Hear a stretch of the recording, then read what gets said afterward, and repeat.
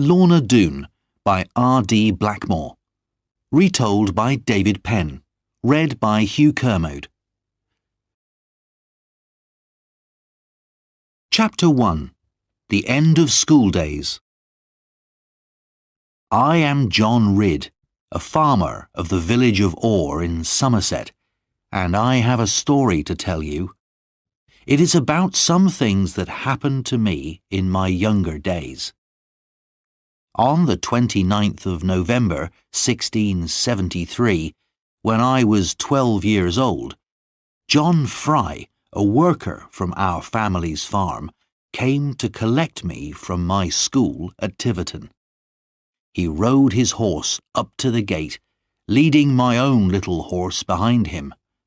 He was 2 weeks early, so I knew something was wrong. "What are you doing here, John?" I asked him. "It's not the holidays yet." He would not look at me. "Oh, I know that, young Master Ridd, but your mother has saved the best apples and cooked some wonderful cakes, all for you." "And father? How is father?" I said. It was usually father who came to collect me, and it was strange that John Fry hadn't said anything about him. "Oh, he's very busy on the farm just now," he said. But John wasn't his usual self, and I knew this was a lie. When I had packed my bags and said goodbye to my friends, I got on my horse and we started the journey home. It was a long journey from Tiverton to Orr, and in places the road was very bad. John Fry still would not tell me why he had come to collect me or answer my questions about father. He looked unhappy about something, but I tried to hope for the best, as boys always do. On the hill at the end of Dulverton town, we saw a big coach with 6 horses. In the front seat of the coach sat a foreign-looking woman, and next to her was a little dark-haired girl. I could see from the girl's soft skin that she was from a rich family, and I felt too shy to look at her more than once. She didn't look at me at all. Opposite them sat a very beautiful lady in fashionable clothes, and next to her was a little boy who was about 2 or 3 years old. The woman in the front, I thought, must be the servant of the family. I always remembered the family afterwards, because I had never seen people who were so grand and so rich. After Dulverton, the road got worse and worse, and soon we came into a very dangerous part of the country. This was Exmoor, a place of high, wild hills and deep valleys, and on Exmoor lived a family of robbers called the Doones. Everyone was afraid of them. They had robbed and murdered on Exmoor for many years and had grown very strong. Now it was getting dark, and a fog was coming down. It was just the kind of night when the Doones would be out, and we were coming near to the path that they always used. I wanted to ride fast and cross the Doone path as quickly as possible, but John Fry knew better. "Go slowly and quietly," he said, "if you want to see your home again." But when we came to the valley where the Doone path was, we heard the sound of horses. "Hide!" said John, and we rode our horses off the path and hid. But I wanted to look at the Doones, and went up onto a hill above the path. From there I saw a frightening sight. Below me, moving quietly, were 30 horsemen. They were heavy, strong men, like all the Doones, and they were dressed for battle, carrying guns. Tied to their horses were all the things they had stolen. Some had sheep or other animals, but one man had a child across his horse, a little girl. She had on a very expensive dress, and I thought it was probably for this that the Doones had stolen her. I could not see whether she was alive or dead, but the sight of that child made me sad and angry. When we got home to the farm, my father did not come out to meet us, not even when the dogs ran up and made a lot of noise. Perhaps he has visitors, I thought, and is too busy to come out. But really, I knew this was not true. I went away and hid. I didn't want anyone to tell me anything. I heard my mother and sister crying when they came out to find me, but I could not look at them. Later, they told me everything. My father had been killed. He had been murdered by the Doones. It happened on his way back from the market at Porlock on a Saturday evening. He was riding with 6 other farmers, and the Doones stopped them and asked them for their money. The other farmers passed their money over at once, but my father was brave. He rode at them, waving his long stick above his head.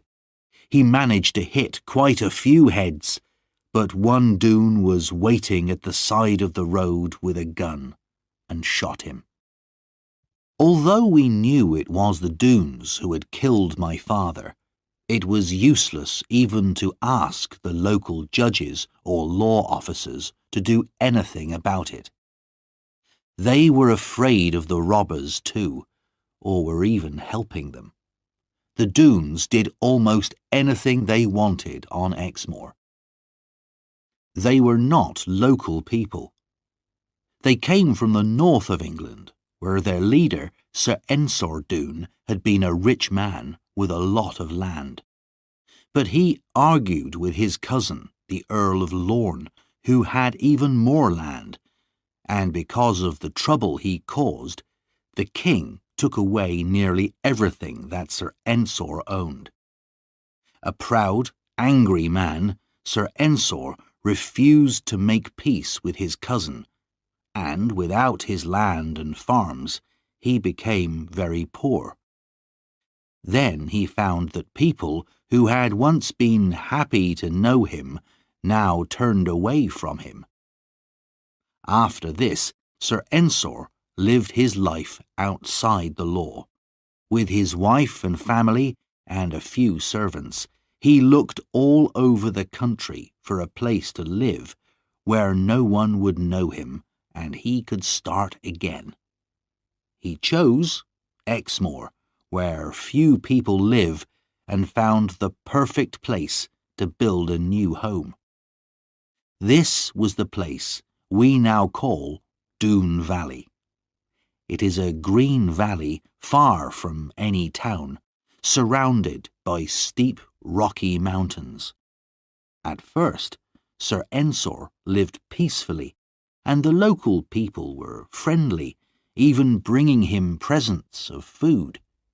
But as his sons grew older, they did not want to work as farmers, and they began to take whatever they needed from the local farms and villages.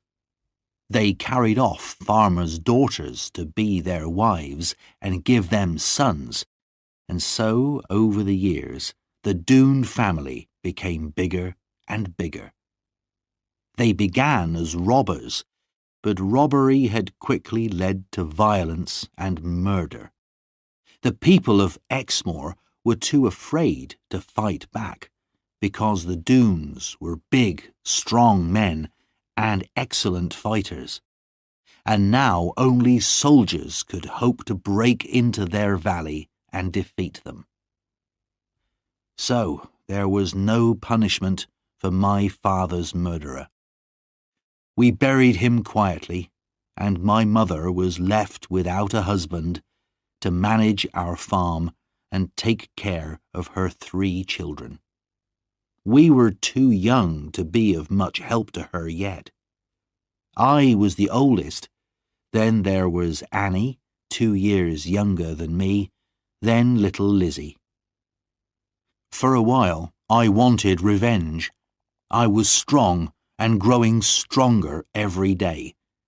But my mother always calmed me down when I talked of revenge.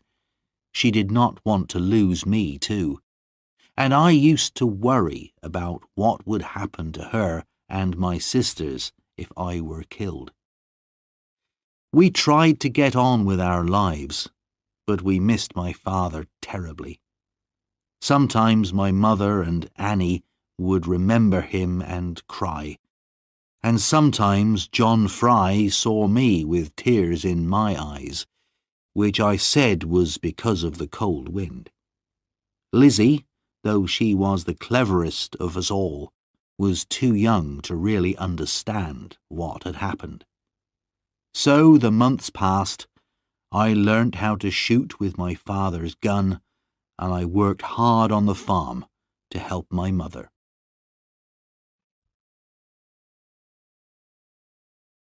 Chapter 2. A Boy and a Girl.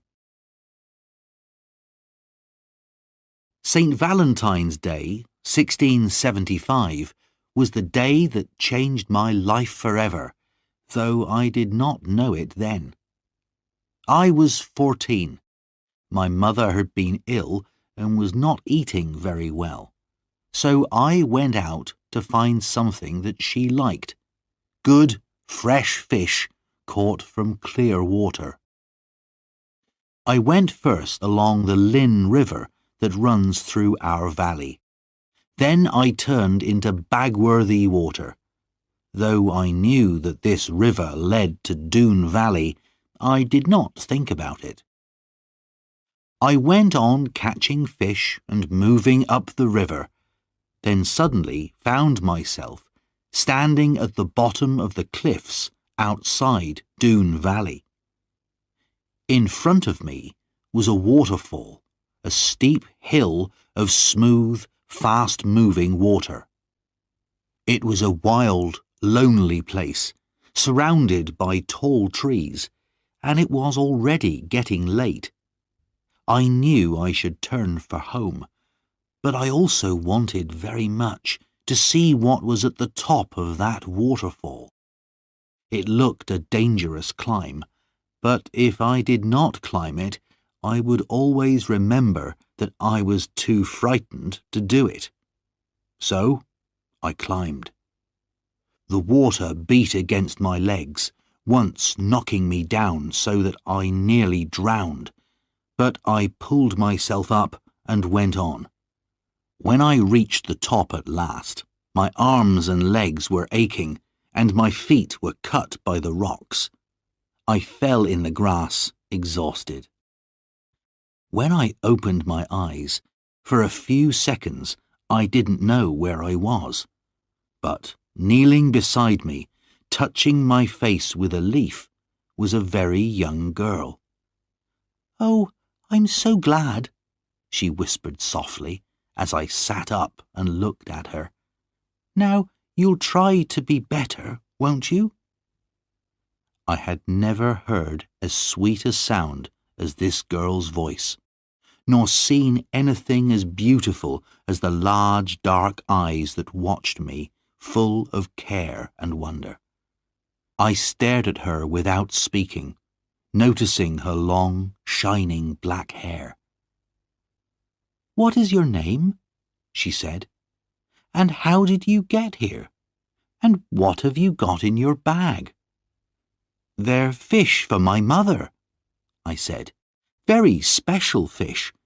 But I'll give you some, if you like." "Dear me, you're so proud of them when they're only fish." "But look at your feet. They're bleeding. Let me tie something round them for you." "Oh, I'm not worried about them," I said bravely. "My name's John Ridd. What's your name?" "Lorna Doone," she answered, in a soft voice, and looked down at the grass. She seemed afraid of her own name. Lorna Doone. Didn't you know? I stood up and touched her hand, and tried to make her look at me, but she turned away. I felt sorry for her, and even more sorry when she started to cry. Don't cry, I said. I'm sure you've never done any harm. I'll give you all my fish, Lorna, and catch some more for my mother. But she looked so sad, with the tears running down her face, that my heart ached for her, and I gave her a kiss. At once my face turned red. Here was I, just a simple farmer's boy, but she, though young, was clearly a lady and far above me. She turned her head away, and I felt I should go, but I couldn't. She turned back to look at me. You must go, she said. They will kill us if they find us together. You have found a way up into the valley which they could never believe. You must go now, but when your feet are better, you can come and tell me how they are. She smiled at me, and I could see that she liked me. We talked for a while longer, but then a shout came down the valley.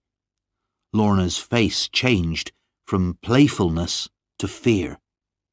We whispered our goodbyes.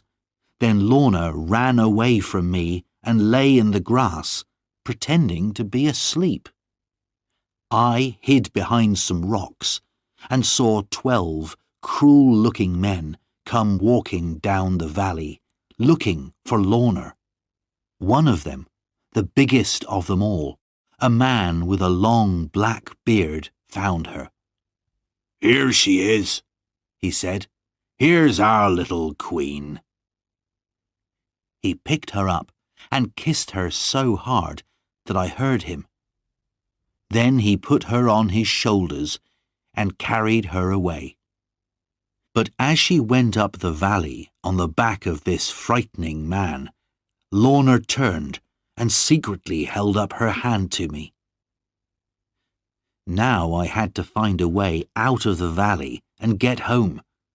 I almost broke my neck several times climbing down the mountain, and I did not get home until long after dark. My mother was angry with me, but I would not say where I had been. After my adventure, I thought a lot about the strange little girl I had met in Doone Valley, but I never really imagined I would go back to the valley again. So after a while, I thought less about her and got on with my work on the farm.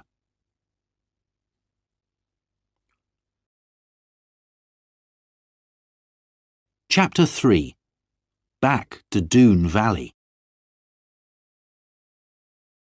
The months and the years went by, and I grew very tall and strong, as my father had been. By the time I had finished growing, I was bigger than any man on Exmoor, and could pick up John Fry with one hand and hold him in the air until he begged me to put him down. My sister Annie grew more and more beautiful every year, with her wide blue eyes and soft brown hair. She was so kind and so gentle that everyone loved to be with her, and it is easy to understand why my mother's cousin, Tom Faggus, fell in love with her. Tom Faggus was someone that our family was both proud and ashamed of. For a time, he was one of the most famous robbers in England, and people still tell the stories of his adventures all over the country. He had been an honest farmer once, but a rich man had used the law to steal his farm, and after that Tom took his revenge on all rich men he met on the roads. Perhaps that was why he was so popular with the people, as he stole only from the rich, gave generously to the poor and the sick, and never hurt anyone in his life. While I was still a boy, he came to our farm one day, asking my mother for food and a bed for the night. At first, my mother told him to go away, fearing that we children would learn bad ways from him. But in the end, she agreed. "You may be a bad man in some ways," she said to him, "but there are far worse than you. So come and sit by the fire and eat whatever we can give you." Tom always had a smile and a good word for everybody, and was great fun to be with. All the time he was with us, I saw Annie looking at him very kindly, and over the years we had many more visits from him. As for Lizzie, I never thought anyone would fall in love with her. She was small and thin, and perhaps a little too clever. You never knew what she was going to say next. But I should not talk in this way about my own sister. My mother didn't seem to grow any older, and was still pretty and as good-hearted as ever. She had never forgotten my father, and as the years went by, she still sometimes cried for him. In all this time, if I thought of Lorna Doone at all, it was only as a kind of dream, and the Doone men went on robbing and killing just as they pleased. Then, one Christmas, when I was 21, my Uncle Ben was robbed by the Doones on his way across Exmoor. He had been coming to visit us, and when he didn't arrive, my mother sent me out to look for him. I found him on a high, lonely path, tied onto his horse, with his nose to its tail. He was very angry, and wanted revenge on the Doones. He asked me to show him where they lived, so that he could learn the best way to attack them when the time was right. So, a day or two later, I took him up into the mountains that looked down on the valley. I had not been back this way since I was 14, and on the way I thought of the girl I had met in this valley, of her lovely dark eyes, her sweet smile, her sadness, and her loneliness. At the top of a steep cliff, we looked down into the long green Doone valley. At either end was a narrow gap in the mountain walls. At the further end was the waterfall which I had climbed 7 years before, and at the other was what we called the Doone Gate. This was 2 rocky cliffs facing each other, with only a narrow path between them. It was like the gate of a castle, and it seemed impossible to break into the valley. But Uncle Ben saw a way. "Do you see how you could attack them?" he said. "If you put big guns along the cliffs on both sides and fired down into the valley, you could defeat the Doones in half an hour." But I was not listening to him. I was looking across to the waterfall end of the valley, and a little figure in white walking there, someone who walked with a very light step. My heart began to beat more quickly, and the blood came to my face. In 7 years I had half forgotten her, and she would never remember me, I thought. But at that moment, once and for all, I saw my future in front of me. Lorna Doone. On the way home, I was quiet, and Uncle Ben asked me many times what was wrong with me, but I could not tell him. The truth was, I had decided to go back into Doone Valley. I waited until St. Valentine's Day, the exact day when I had first entered the valley. Again, I followed the river, and again I climbed the waterfall. Although I was 7 years older, the climb was not easy. When I got to the top, I looked around me carefully. In the early spring sunshine, the valley was beautiful. As I looked at the stream and the fields of grass on either side of it, I forgot about any dangers. And then I heard someone singing in a beautiful voice. At first, I hid behind a rock, but when I looked out, I saw the lovely sight of Lorna Doone coming towards me along by the side of the stream. Her beauty frightened me. How could I, only a farmer, talk to her? But something seemed to pull at me, and I came out from behind the rock. At first, she turned to run away, not knowing who I was. But then I said, "Lorna Doone," and she seemed to remember me. A smile broke out on her face. "I'm John Ridd," I said, "the boy who gave you those beautiful fish 7 years ago today." "Oh, yes, the boy who was so frightened that he hid behind those rocks. I remember. And do you remember how kind you were, and how you wanted to help me? And then you went away, riding on a big man's shoulders, and pretending you had never seen me, but you looked back and waved at me? Oh, yes, I remember everything, because it isn't often I see anybody, except, well, I just remember, that's all. But don't you remember, sir, how dangerous this place is?" But I couldn't answer her. She had kept her eyes on me all the time, large eyes of a softness and brightness and beauty that took my breath away. I felt love taking hold of me, a love too deep and too strong for words. How could I explain feelings that I did not really understand myself? She turned her eyes away from me. "I don't think you can possibly know, John Ridd, the dangers of this place, or what its people are like." I could see that she herself was very frightened.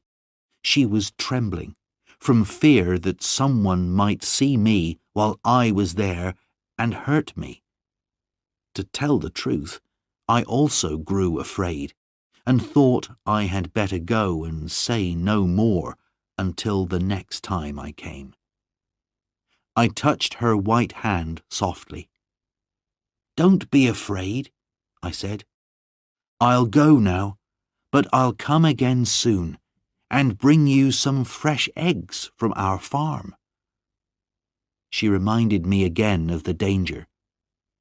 "But," she went on, "it seems that you still remember your secret way in." And she smiled at me kindly.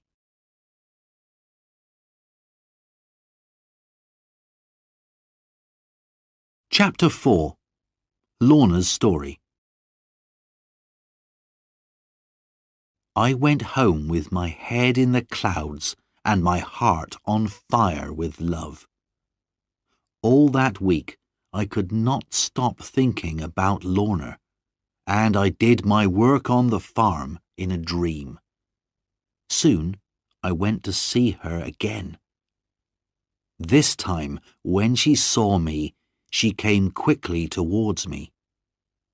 "Mr. Ridd, are you mad?" she said. There are men on guard all round the valley. We must hide at once."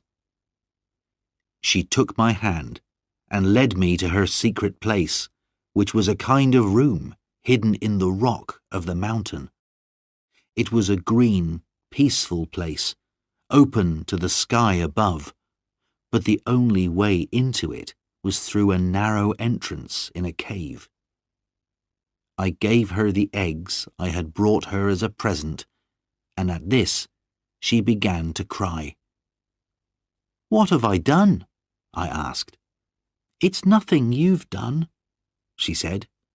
"It's just a sadness that I feel when I see anything from the world outside. And you've been very kind, and I'm not used to kindness."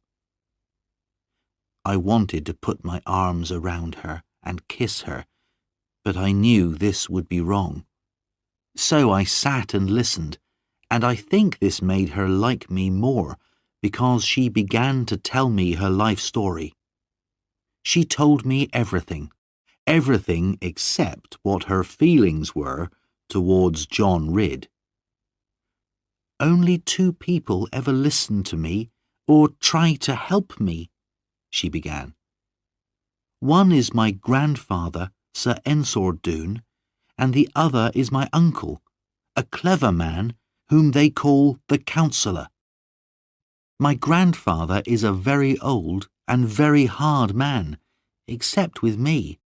He seems to know what is right and wrong, but not to want to think about it. And the Counsellor smiles a lot and talks about what is right and good, but he never does a good thing himself. My Aunt Sabina used to take care of me, and she taught me very carefully. She was a good person, honest and kind, and when she died, it was like losing a mother. Now there is only one woman I can talk to, Gwenny, my servant. She is my closest friend. I don't remember my father, but they say he was the eldest son of Sir Ensor Doone, and the bravest and best of them all. They say, because of that I am their queen. I dream of a world outside this one, Mr. Ridd, a world of peace. This valley is green and beautiful, but all around me is violence and robbery and stupid behaviour. I can't come down to their level. I can't forget myself and live like them. And strange questions come to me that they can never answer. When I try to think about the past, about my early childhood, I can't remember anything. I want to know what I am and why I am in this place. I suppose you think that's strange. Perhaps people who are happy and at peace don't need to ask questions like those. Here, Lorna began to cry again. I could think of nothing to say, but I dried her eyes for her. "Mr. Ridd, I am ashamed and angry at myself for talking so much like this. But you, who have a mother who loves you, and sisters, and a quiet home, can't tell how lonely it is to live as I do. I have this secret place to come to because I begged them for it.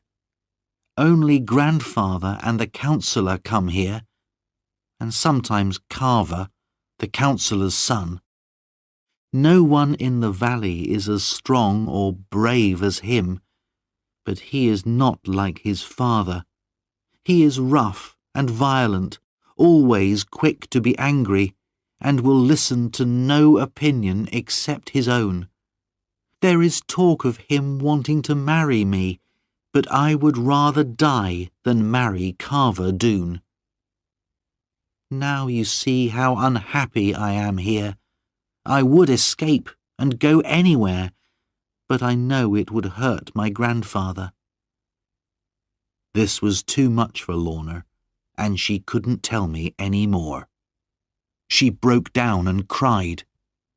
I talked to her gently and kindly until she began to worry again about the danger I was in. I said I would come back and see her again, but she made me promise not to come back for another month, so that I would not add to her problems with fears about me. During that time, we agreed that if she were in any danger, she would put a dark coat over a white rock near her secret room. I would be able to see this from a hill above the valley, and then I would come.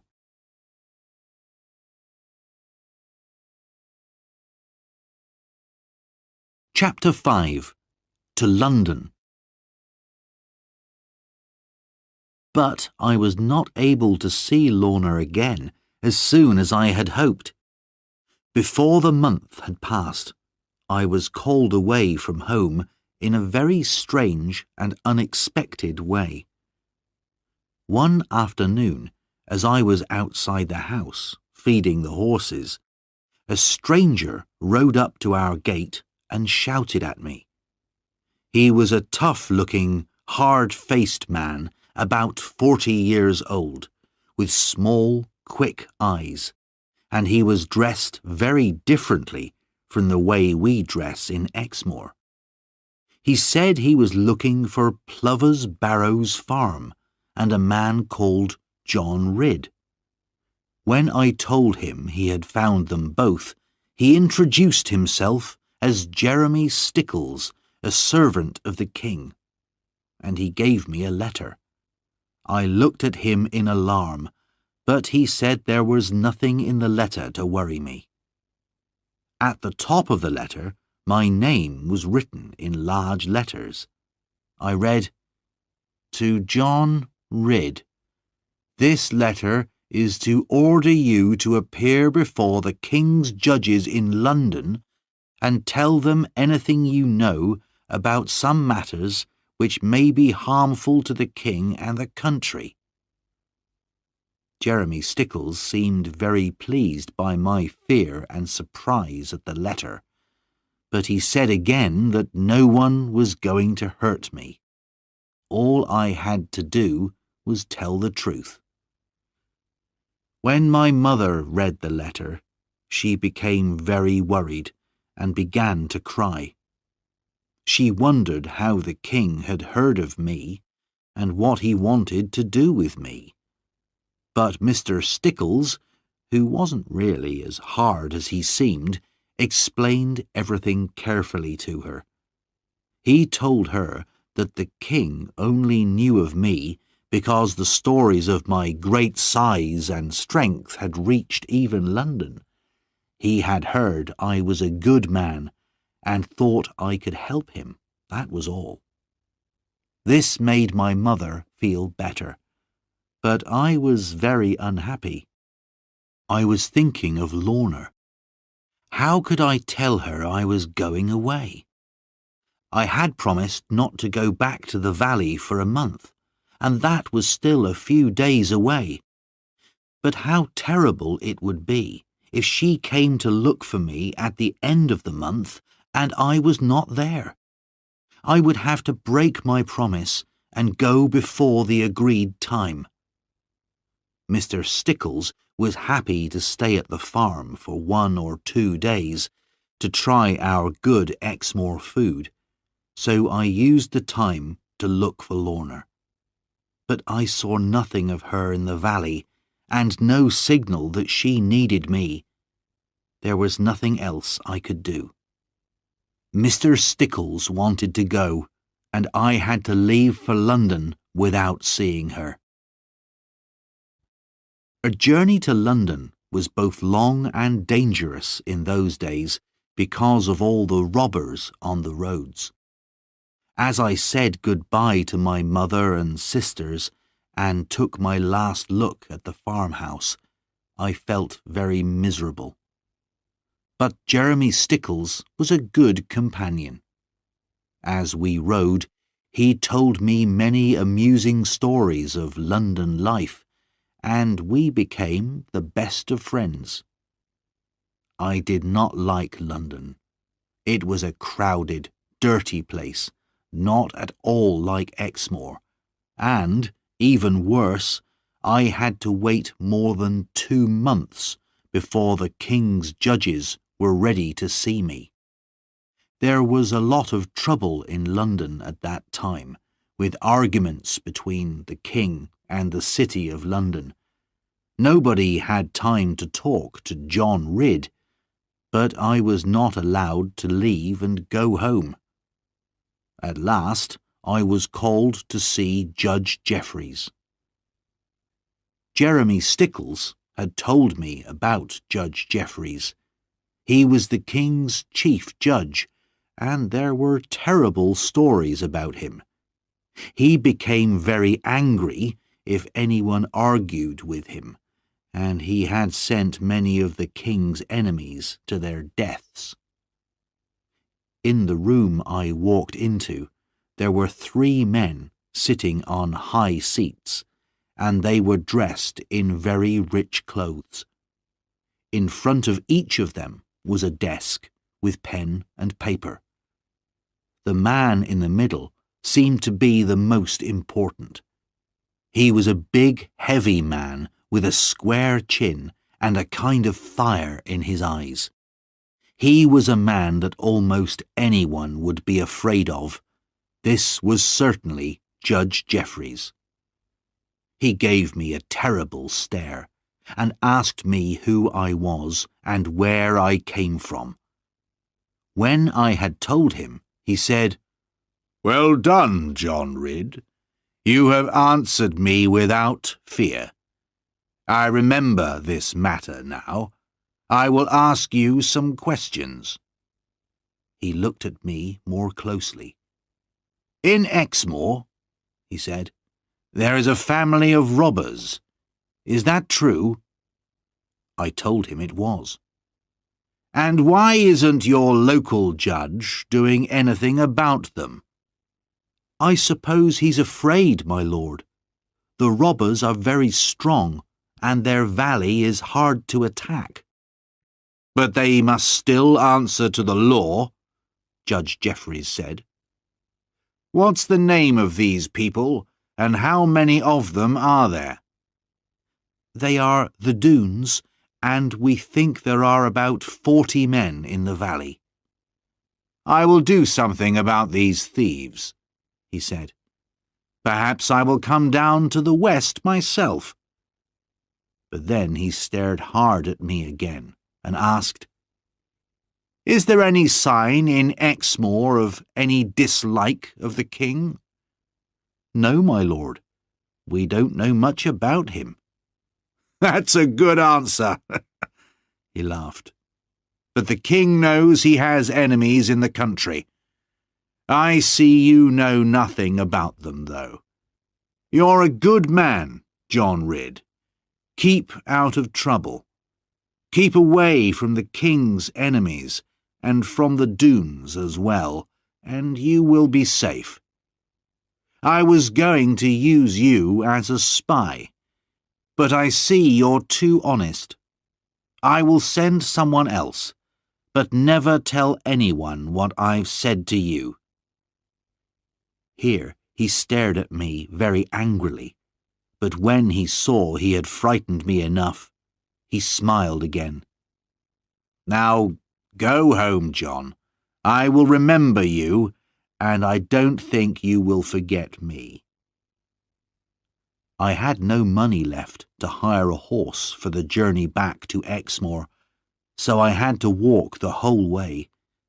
It took me 7 days, and I was very glad to get home again.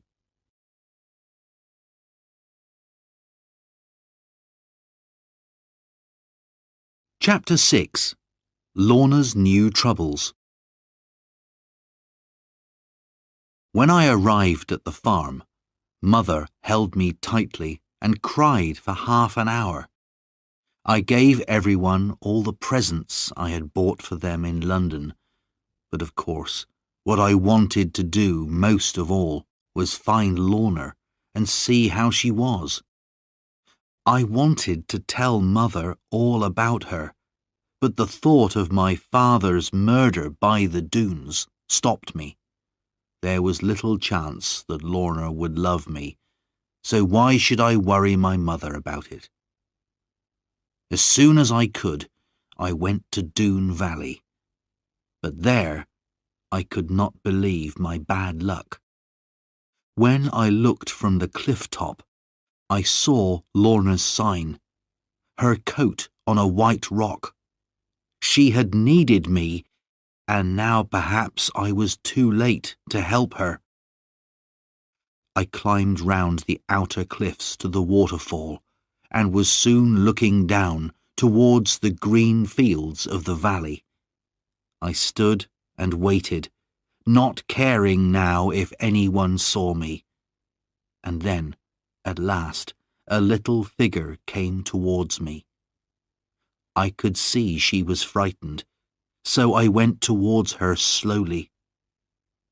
"Miss Lorna, I saw your sign on the white rock that you needed me." "Oh yes, but that was a long time ago. 2 months or more, sir." And she looked away. She looked so sad that I thought everything was over between us, and tried to turn away and go. But when she saw that I was hurt and ashamed, she ran towards me and took my hands. "Oh, John, I'm sorry. I didn't mean to hurt you," she said. How happy I was to hear her call me John. Then she led me away to her secret room, through the cave in the mountain. Since it was partly open to the sky, plants and flowers were able to grow there, and now, in the late summer, it was beautiful. She could not look at me at first, but when she did, I could see that she had been crying. "My grandfather is not well," she said, "and now Carver Doone and his evil father, the counsellor, have more control over the Doones. They want me to marry Carver. Not immediately, I am only 17, but they want me to give my promise in front of my grandfather that I will marry Carver. They say it's for the peace of the Doones. That's why I left the signal out for you, Mr. Ridd. They wanted to force me, but my grandfather would not let them. They won't do it, at least while grandfather is alive. But they're watching me and following me, and I can't go where I want any more. Gwenny is helping me. If she wasn't, I couldn't even be here talking to you. But perhaps even you don't care about me any more." Her eyes filled with tears, and I quickly explained about my journey to London. I told her how much I had missed her, and how I had worried about her all this time. Then I showed her the present I had brought her from London, a ring with blue and white stones. At first, she cried even more, and then came and sat so close to me that I began to tremble. Then I picked up her hand, and while I was pretending to look at its beauty and softness, put the ring on her finger. "Oh, Mr. Ridd," she said, her face going red. "I thought you were much too honest and simple ever to do something like this. No wonder you are good at catching fish. But no, John, you have not caught me yet, not completely, though I like you very much. And if you will only keep away, out of danger, I will like you even more." With tears still in her eyes, which seemed to come partly from wanting to love me as much as I loved her, she kissed my head. Then she gently took my ring off her finger, and kissing it 3 times, gave it back to me. "John, I cannot take it now," she said. "It would not be right.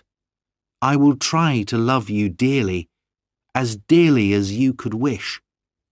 Keep the ring for me until then. Something tells me I will earn it very soon." This time, I promised Lorna that I would not come back to see her for 2 months. If Carver or the counsellor became violent towards her, she would signal me as before.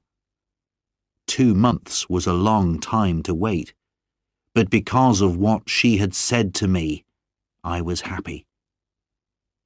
Very soon after that, I told my sister Annie about Lorna. I knew she would keep my secret, and it was good to be able to talk to her about my troubles. Then she gave me a surprise. Tom Faggus had asked her to marry him, and she had agreed. But although Mother liked Tom, we both knew she would not like her daughter to marry him. And how would she feel about me wanting to marry Lorna Doone? We promised to help each other if we could. On the very first day after the agreed 2 months, I went to find Lorna. But this time, when I got to the top of the waterfall, she was not there. I waited for hours, but she didn't come. Then I saw something that made me afraid for her. While I was hiding behind a tree, a big man appeared, walking lazily down the valley. He wore a wide hat, a dark jacket, and tall boots, and he carried a gun over his shoulder. As he came closer, I could see his face clearly, and there was something in it that turned me cold with a kind of horror. It was a face that never smiled, and in his eyes was only cruelty. I did not doubt that this was Carver Doone. And this was the man, I thought angrily, who planned to marry Lorna. He had no idea I was there, but I almost hoped he would discover me. If we could fight hand to hand, a fight between us would be fair, as he was the only man I knew who was near my size. But I knew it would be a mistake to fight Carver. Whether I won or lost, the Doones would learn about me, and I would never see Lorna again. When by the evening Lorna had still not appeared, I went home. I went back to the valley every day for 2 weeks, but never saw Lorna. I saw Carver Doone again, though, walking with his gun round the top of the valley, and that worried me. I was sure that Lorna was in danger. I would go into Doone Valley and find her. This time, I decided to go by the Doone Gate. It was a dangerous route, but I knew it would be useful to know how the Doones defended the main entrance to their valley. At night, the Doone Gate, with its tall black cliffs and sharp rocks, was a frightening place. There were no guards outside, and very quietly and carefully I entered the narrow, dark path between the cliffs. Soon I saw a light shining round a corner of the cliff, and staying close to the rock wall, I stepped carefully up to the corner and looked round it. 2 guards were sitting by the light, with their guns on the ground beside them. Here the cliffs widened out into broken, rocky ground with deep shadows between the rocks. The guards were clearly not expecting an attack, and were drinking and talking. I stood and watched, and while I was wondering what to do, they began to argue, and then to fight. This gave me my chance. I went slowly along the cliff wall, and then moved quickly into the shadows of the open rocky ground. Their guards were so busy with their fight that they did not see or hear me, and I was soon past them and going down the hillside into Doone Valley. Lorna had told me that her grandfather's house was the first one after the gate. So, carefully and quietly, I went towards it and stood below one of the windows. I could not shout or call out because there were other guards around the small village. But luck was with me that night. Lorna came to the window, opened it, and looked out up at the night sky. I whispered her name. She jumped in alarm, but then looked down and saw who I was. "John," she said. "Oh, John, you must be mad." "I was going mad because I didn't know what had happened to you, but you knew I would come." "I hoped you would, but do you see, they have put these bars across my window." She put her hand out through them, and I took it and kissed it, and then held both her hands in mine. "Oh, John, you'll make me cry," she said, though I could see she had already been crying. "We can never be together. Why should I make you unhappy? Try to forget me." "Never," I said. "If we want to belong to one another, Lorna, no one can stop us. Only God, if he wishes it. Now, tell me, why have you been kept in prison here?" "My grandfather is very ill now. I am afraid he won't live long. The councillor and his son are the masters of the valley. They want me here, where they can see me, so that I can't escape from Carver.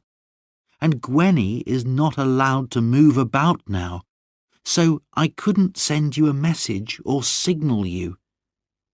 You must watch this house day and night, John, if you wish to save me.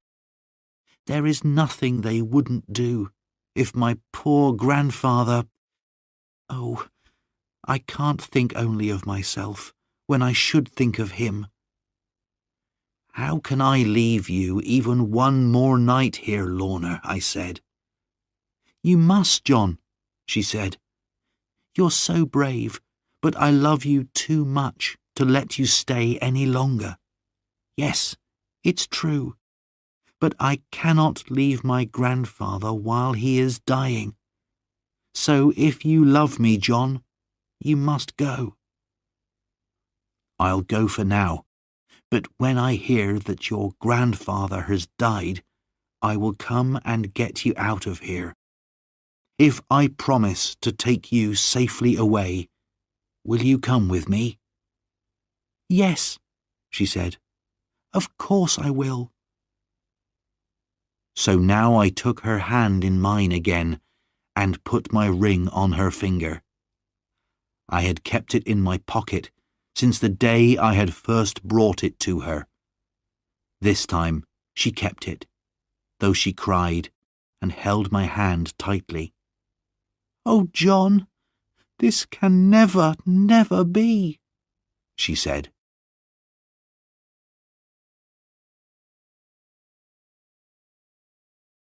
Chapter 7. Lorna leaves the valley. I left Doone Valley by my own secret route and went home to make plans for bringing Lorna to the farm.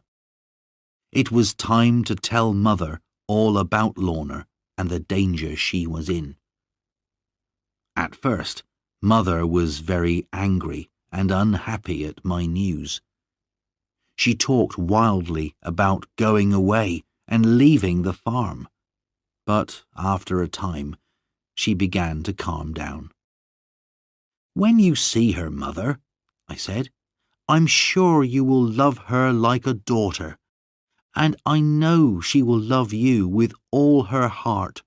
She is so good and gentle." Mother was too kind-hearted to be angry for long.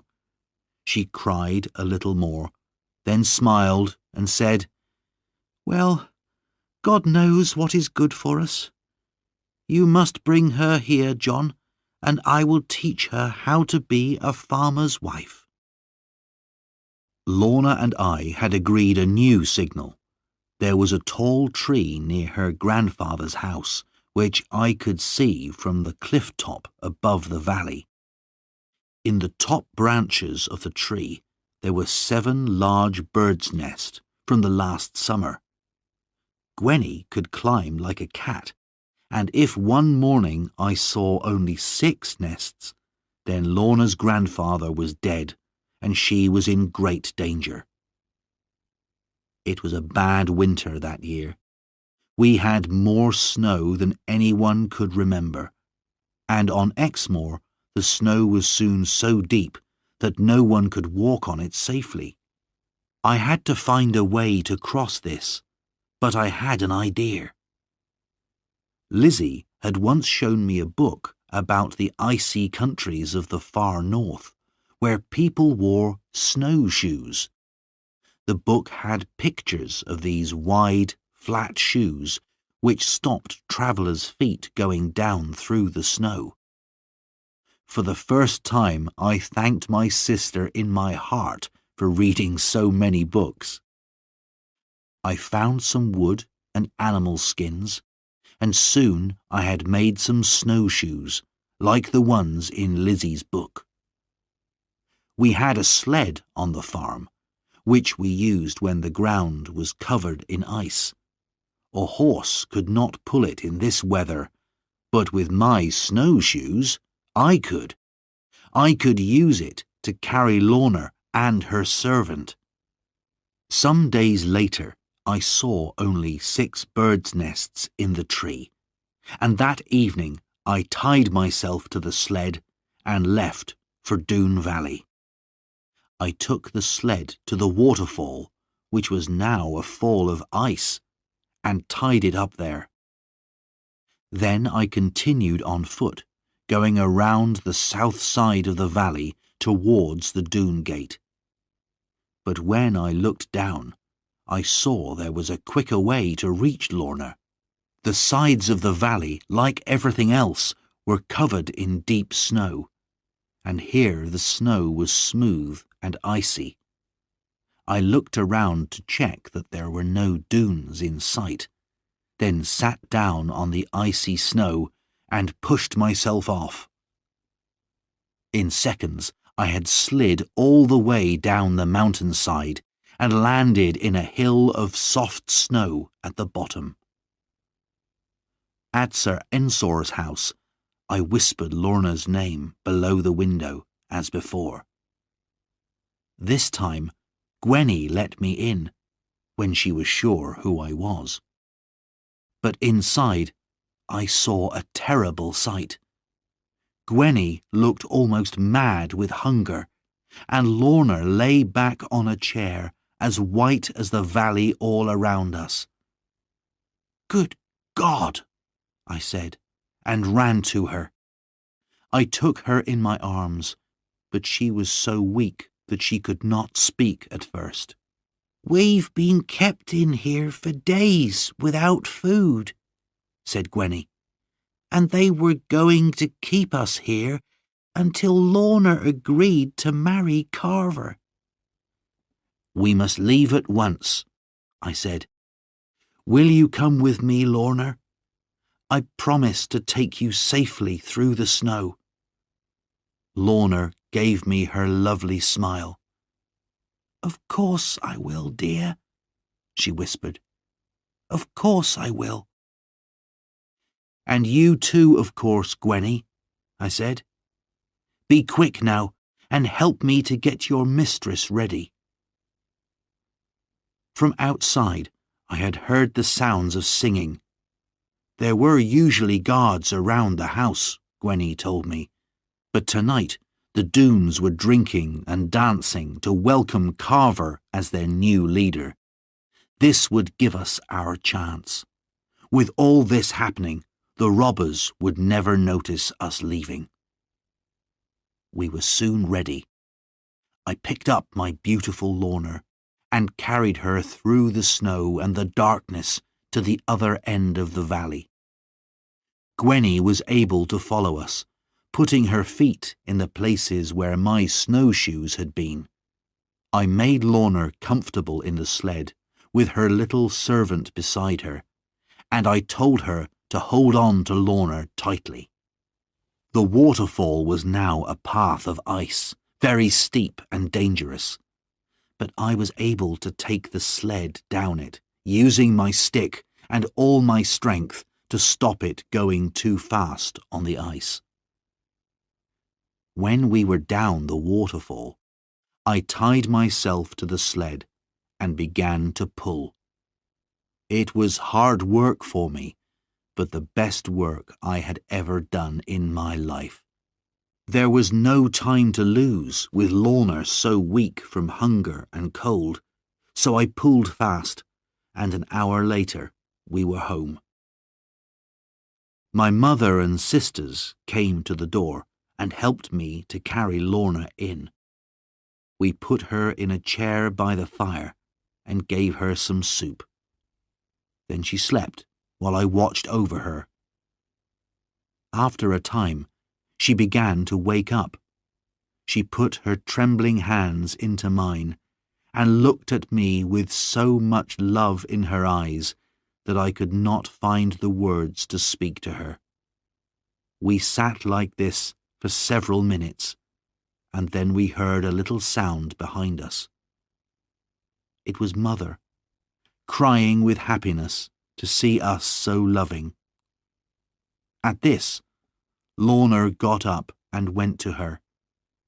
She knelt beside Mother's chair and looked up into her face. Mother put her hand on Lorna's hair.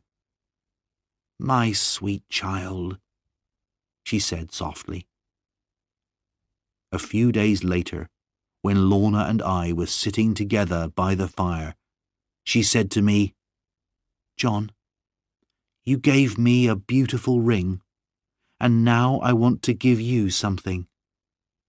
It is only a very poor old thing, but it's all I have. My grandfather gave it to me before he died. I hope you will take it." Then she put on my finger the strangest ring I had ever seen. It was very old, and there was a picture on it. It was hard to see what the picture was, but it looked almost like a cat in a tree. "I shall wear it, my love," I said, "until the day I die."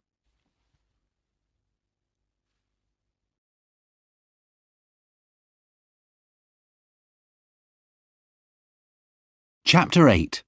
The Attack. Soon, everybody in our part of Exmoor knew that Lorna Doone was at Plover's Barrows farm, so I knew the Doones would come looking for Lorna as soon as they could. But for now, the weather saved us. They could not move in the snow, and when the rains came in spring, they had even bigger problems. The rains were heavy, and when the snow also turned to water, the rivers became very high. In Doone Valley, the robbers' homes were almost under water. They needed most of their men to take care of their village. If they attacked us, we knew it could not be with as many men as they would like. Spring also brought a visitor for Annie. The snows had kept Tom Faggus away from the farm all winter, but now he came to see her, and he had something to tell her. "Before the snows came," he said, "I went to London, and I have something to show for it." Then, out of his pocket, he took a letter. It looked very important, and had the king's sign on it. "What do you think it is?" We all looked at it, but it was full of long lawyer's words, and no one could understand what it meant. "I'll tell you what it means," laughed Tom. "It means that I am not a criminal anymore.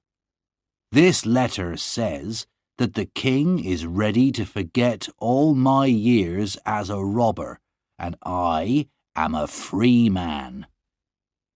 We all wondered how this could be, but then Tom explained. "I spoke to Judge Jeffries. He knows me. He said, 'If you promise never to rob again, you can go free. There's enough for the king to worry about in this country already with all his enemies. So if we can forget about you, that's good enough for us.'" Everyone felt proud of Tom. We thought it had been very brave of him to go to Judge Jeffries, but now he had something even better to tell us. With the money he still had, Tom had bought some land. He was going to live an honest life and be a farmer again. So we were not surprised when Tom asked Mother if he could marry Annie. Mother was not very sure of the new farmer Faggus. She was afraid that he would get bored with farming and go back to being a robber. But she could see that he loved Annie very much, and between us, Annie and I managed to persuade her. Now we began to prepare for the Doone's attack. Though the rivers were still high, people had begun to see a few of the robbers out on the roads, and we knew it would not be long before we would have to fight them. As we were preparing, we received another visitor, my old friend Jeremy Stickles. This time, though, he had not been sent to find me. To our surprise, he told us that he had been spying in Exmoor for many months. He had been sent down this way again by Judge Jeffries and the king. "You must not tell anyone what I'm doing," he said, "but I have been sent to do important work. The king has many enemies, and now I have been given some soldiers, though only a few, to help me look for them. But I have to ask you, can my soldiers and I stay here for a while?" I agreed immediately. When the Doones attacked, it would be a great help to have soldiers staying in the house. I told Jeremy all about Lorna, and he promised to help defend our farmhouse against any Doone attack. The next day, Stickles came with his men. There were only 6 of them, but even to have these was a help. All we could do now was wait and be ready each night for an attack. One day, I came home late from the fields and found all the women trembling with fear. Lorna had seen Carver Doone. She had gone out in the evening to look at some flowers by our stream. There were thick bushes on the other side, and when Lorna looked up, she saw 2 cruel black eyes staring at her. She was too frightened to move. Carver could not cross the stream because the water was too high. But he lifted his gun and fired at the ground by Lorna's feet. "Unless you come back tomorrow," he said, "and tell me how to destroy that farmer Ridd, who will soon be a dead man because of you, this will be the place of your death." Lorna told us this, trembling. We knew that Carver would not wait until tomorrow, and we got ready for an attack that night. When the Doones attacked a farm, they always started fires in the hayricks first, to frighten everyone and show what they could do. So, when darkness came, I went with my best gun and a heavy stick to one of the hayricks and waited beside it. I had made sure that Lorna stayed in the house, but little Gwenny climbed a tree near the river. From there, she could see up the river to the only place where it was possible to cross. Soon the moon came up, and before very long, Gwenny came running towards me. "10 of them, coming across the river," she said. "They'll be here in a minute." "Go into the house and tell Mr. Stickles and his men. I'll stay here and watch," I said. The robbers broke down our gate and rode towards the house. I could see the soldiers hiding in the shadows, waiting for the order to fire, but the Doones then turned towards the hayricks. "Kill every man and every child, and burn the farm," came the deep voice of Carver Doone. "Start over there." He was pointing to the hayrick where I was, though he could not see me. "But remember, Lorna is mine, and I will kill any man who touches her." As Carver spoke, I pointed my gun at him. But, will you believe me, I didn't shoot. I had never killed a man, nor even badly hurt one. I did not think it was an easy thing to do. Now I can say that I wish I had killed him. But I put my gun down and picked up my stick, a more honest weapon than a gun, I thought. 2 young Doones came towards me with burning sticks. The first put his stick to the hayrick I was standing near, and it started to burn.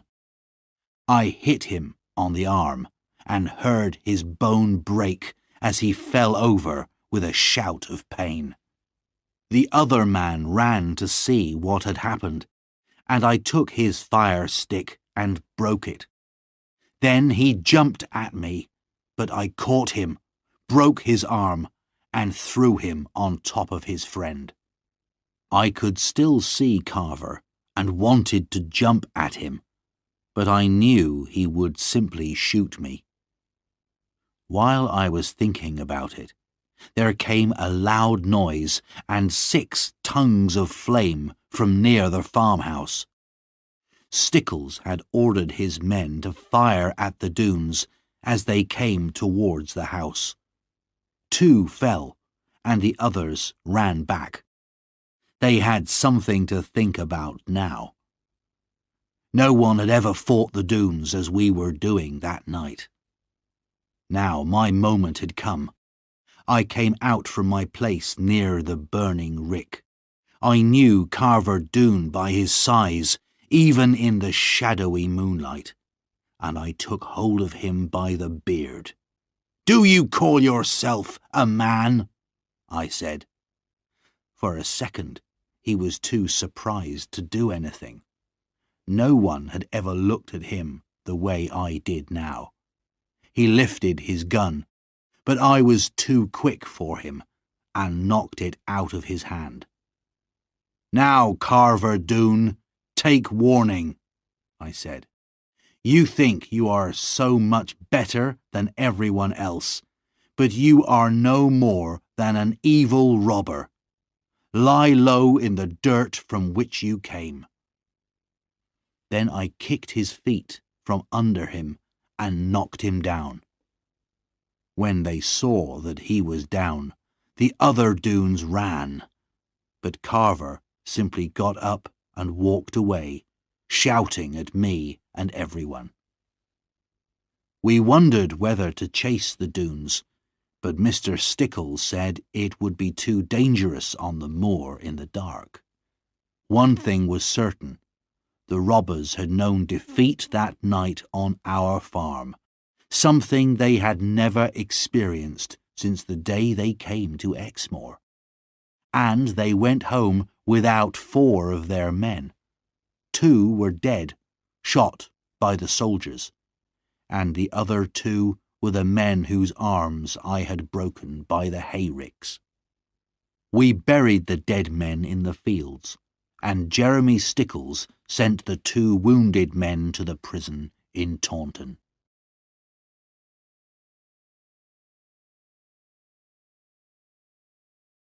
Chapter 9. Lorna's True Story.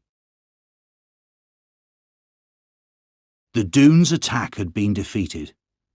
We knew that they would come again as soon as they could, in larger numbers, but for now, Jeremy Stickles gave me something else to think about. My dearest wish was to marry Lorna as soon as I could, but after Jeremy's story, I began to wonder if it would ever be possible. A few days after our battle with the Doones, Jeremy said he had something to say to me. John, I didn't think the time was right to tell you this before, but now you must hear what I have to say. As you know, I've been riding around Exmoor for many months, looking for information that might be useful to the king. I remembered all that you told me about Lorna, and I think I have discovered something about her. It may not be easy for you to hear, John. Are you ready? I will do my best, I said.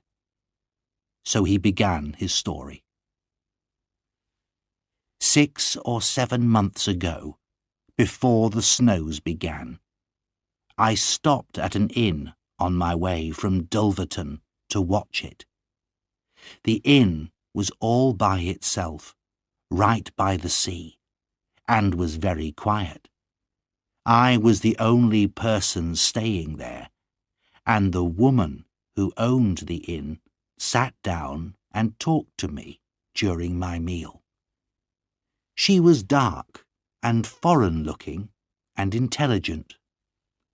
I was very interested to know how an unusual woman like her had come to live in this lonely inn, and she told me her story. She said that she was from Italy, and her name was Benita. Many years ago, while she was working in Rome, she had met an English family. They were travelling in Italy because they'd had a terrible argument in England with another family. Benita did not know much about the argument, except that it had been about land. Benita liked this English family. They were very rich, but they were also kind. So when they asked her to travel with them and take care of their children, she agreed. She loved the children, a little girl and boy, so she was very happy in her work. At first, everything went well. Together, Benita and the family travelled up through northern Italy and into France. But on the French side of the Pyrenees, the husband of the family had a riding accident and was killed. His wife was deeply unhappy and would not move from the place where he had died for many months. But finally, she decided to go home to England and try to start life again. Benita stayed with her, and they took a ship to the Devon coast. They stayed at Exeter and then left in a coach for Watchet in the north of Somerset. The lady had a house there where she planned to live. They were warned at Dulverton about robbers on the roads, but the lady would not listen. She even travelled at night which, as we know, is a very dangerous thing to do. So, of course, they were attacked by robbers. It happened near the sea. The coachmen drove onto the sand, and the robbers followed on their horses. The coach's wheels began to go down in the soft sand, and as the robbers came nearer, the lady pointed to one of them and said, "I know that man. He is our family's old enemy." Then a great wave crashed against the coach and turned it over. Benita hit her head on the door and could not remember what happened. The next thing she knew was that she was lying on the sand and the robbers had gone. She looked around for her mistress and saw her sitting on a rock with her dead son in her arms. The little girl had disappeared. Benita and the two coachmen took the lady into the town, but later that night she died. "This is a sad story," said Jeremy. "Give me a drink, boy." I saw that there were tears in the brave man's eyes. "What was the lady's name?" I asked. "And what happened to the little girl? And why did Benita stay there?" "I will answer the last question first," said Jeremy. "That's the easiest. Benita stayed in that place because the Doones, if that's who they were, stole everything from the coach, and she had no money. She could not go back to Italy. She married a man who lived near the place because he was kind and could give her a home. But the little girl, Jeremy, what happened to her?" "John, can't you see it? You are more likely to know than anyone in the world. As certain as I sit here, that little girl is Lorna Doone." The truth was, I had guessed this almost from the beginning of Jeremy's story, but it was almost too painful to believe, and I wanted Jeremy to say it. When he described the coach leaving Dulverton, the picture was very clear to me, because I remembered that coach, with the foreign-looking woman, the beautiful lady, the little boy, and the young, dark-haired girl. I had seen them on the day John Fry came to collect me from school, on the day I learnt my father had died. I also remembered the frightening sight I saw later that night, of the Doones riding with the things they had stolen, and the one with a little girl across his horse in front of him. I also remembered my anger. Now I saw how the very same day had been the blackest and unhappiest of both my and Lorna's childhood days, and how from the very start our lives had been joined together. But there was still one question to answer. "What was the family's name?" I said. "The father was Lord Dougal. He came from a very grand family. But there is more to this. Look at your ring, John, the one that Lorna gave you. Look at that strange sign of a cat in a tree. I saw that same sign above the inn door. That is the sign of the House of Lorne. It is the family that Lorna's mother came from. John, your Lorna belongs to one of the richest and most famous families in England."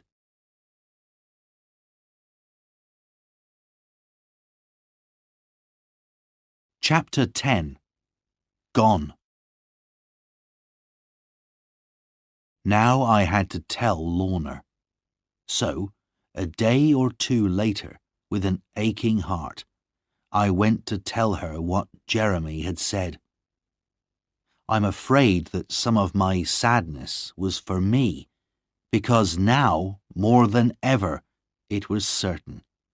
Lorna was far, far above me. How could she possibly marry a simple farmer now? We sat in the garden, and she held my hand while she listened without a word to what I said. But by the look in her beautiful eyes and by her trembling hand, I could tell how she was feeling. At the end, she turned away and cried for her poor parents. But she spoke not even one word of anger about what had happened to them. Then, to my surprise, she turned to me and caught me in her arms and kissed me as she had never done before. "John, I have you and only you, and I want no one else. It does not matter how rich or important my family is." It was impossible to doubt those clear, deep eyes and bright, trembling lips. But I was afraid of what the future would bring. To me, she was Lorna Doone. But to the world, she was Lady Lorna Dougal, young, beautiful and rich. And if the world learnt about her, it would want to take her away from me. Now, the date of Tom and Annie's wedding was decided, and I went to Dulverton to buy a present for them. As I was riding, I had time to think more about what Jeremy had told me. It was clear from his story that Lorna's mother's family, the Lornes, were the family with whom Sir Ensor Doone had argued about land before he came to Exmoor. This explained why Lorna's mother had called him her old enemy when she saw him that terrible night. And this must be why the Doones had carried Lorna away and kept her, and never told her who she really was. If they could marry her to a Doone before she learnt the truth, perhaps they hoped in this way to get the Lorne family's land. They would be rich and important again, and at the same time have revenge on the Lornes. But it would have to be a lawful marriage, so Sir Ensor had taken good care of Lorna and kept her safe from the wild Doone men. And Carver, seeing how beautiful Lorna had become, had decided to marry her himself. In Dulverton, I stayed with Uncle Ben and his granddaughter Ruth. She was a beautiful and intelligent girl, and had often been very kind to me. I did not spend too much money on a present in Dulverton. I was saving for my own wedding to Lorna. I had told her that if her family's great riches ever came to her, I would not touch any of her money. In fact, we had both agreed that we would give nearly everything to the poor and live simply. 3 days later, dreaming hopefully of the future, I walked into the kitchen at home and saw immediately that something was wrong. Then Mother and Annie told me that Lorna had gone. 2 men had come from London. They were lawyers and had been sent by the king's judges to take Lorna away. The judges had heard that she was still alive, and they and her uncle had ordered her to come to London. Her uncle was Earl Brandir, the last living person in her family, and Lorna now had to live with him. She could not refuse. She was not yet 21, so she had to do what this uncle and the judges said. Of course, she had begged the lawyers not to take her, but they said they had their orders, and they could not wait for her to say goodbye to me. Upstairs, by my bed, Lorna had left me a letter. I ran up to read it. She said she loved me, and she said goodbye, and the letter finished like this. John, we have been through so many troubles and dangers, but there is no doubt that we belong together. You must believe me. Whatever happens, I am yours. But I could not stop myself from thinking, it is over. Later, I wondered how the judges and Lorna's uncle had heard that Lorna was still alive. Perhaps Jeremy Stickles had mentioned her in his spying reports to the King and Judge Jeffreys. Perhaps the Doones themselves had sent the news to London in order to get their revenge on me. The daughter of so famous a family would not be allowed to marry a simple farmer and live quietly in Devon. Jeremy was away on one of his spying trips now, so I could not ask him about it. But anyway, there was nothing he could do. The weeks and months passed, and life on the farm seemed lonely and empty. After Annie married Tom and went to live with him, I felt even more alone. Sometimes I used to go over and see her in her new home, but it was not the same as having her by my side, the friend and companion from my childhood days.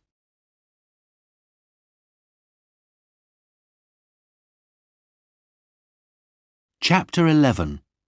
Tom Faggus in Danger. We still lived in fear of another attack from the Doones, and now that the soldiers had gone, we had no one to help us.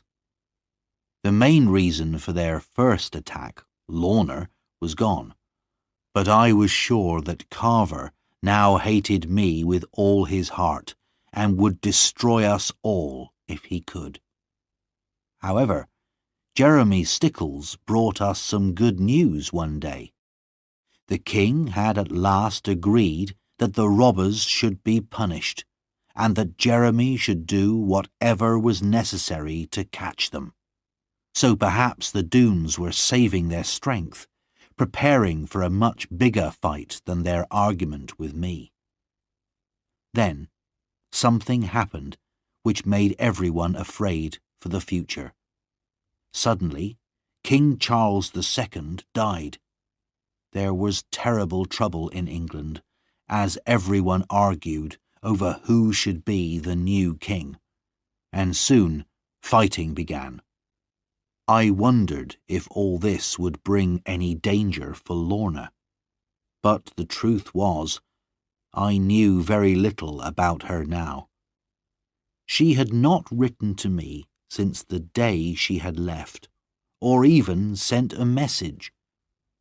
I only knew what I had heard from travellers in the town.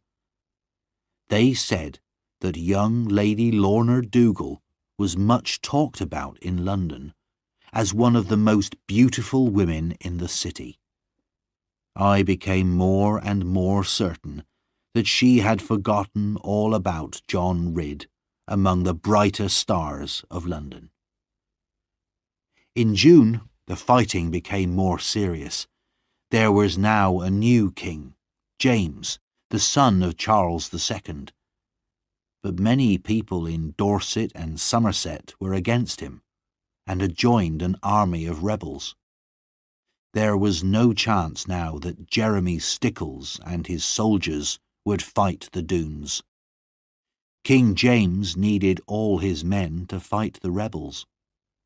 At first, we were very worried. Surely the Doones would attack us now. But the Doones had seen a new hope for their future. They had joined the king's enemies, hoping to win back their old land in the fighting. So they had sent most of their men to join the rebels, and were too busy again to worry about the Ridds, at least for a while. As for me, I had decided that this battle between the king and his enemies was not my fight. Most people in the towns and villages around Or were on the king's side, and we gave no help to his enemies, but sensible people stayed at home. Too many men would die in the fighting anyway, without our joining them. However, I did get involved in the troubles, because one rainy day Annie came to see us with some bad news. She ran into the kitchen, her face wet with tears. "Oh, John," she cried, "you must help me." "Whatever is the matter, Annie dear?" I said. "It's Tom," Annie cried. "He's gone to join the rebels, and you must go after him and bring him back." We had been afraid of this. Tom could not forget the excitement of his old life and had become bored with farming.